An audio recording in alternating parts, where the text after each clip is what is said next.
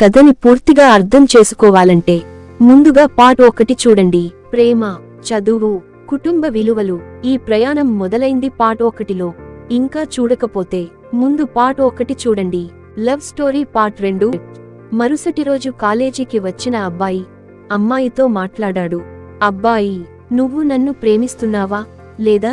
అమ్మాయి, లేదు, కానీ నువ్వు చదువుతున్నావు, నేను చదువుతున్నా.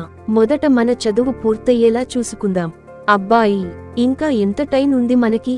అమ్మాయి, 1 సంవత్సరం మాత్రమే. అందుకే ఇప్పుడే చెబుతున్నా, మనిద్దరం బాగా చదువుకోవాలి.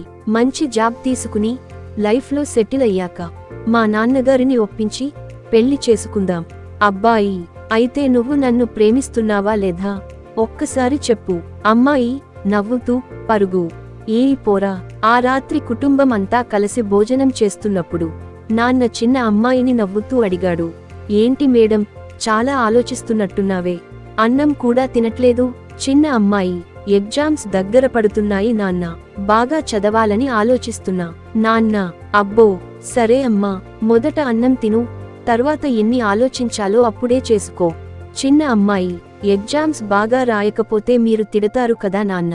నాన్న, అవును అమ్మా, కానీ ఆ చదువుని భవిష్యత్తులో ఎవరి మీద ఆధారపడకుండా నిలబడేలా చేస్తుంది.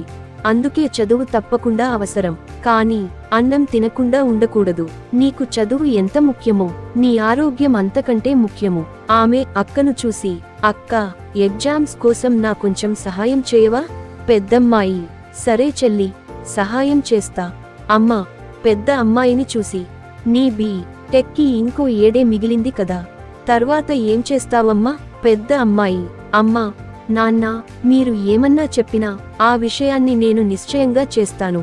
నాన్న, సరే, చాలు, ఇప్పుడు అంతా ఆలోచన వద్దురా, ముందుగా అన్నం తినండి. ఇప్పుడు ప్రేమకు కొత్త మలుపు. Love story part 3 coming soon.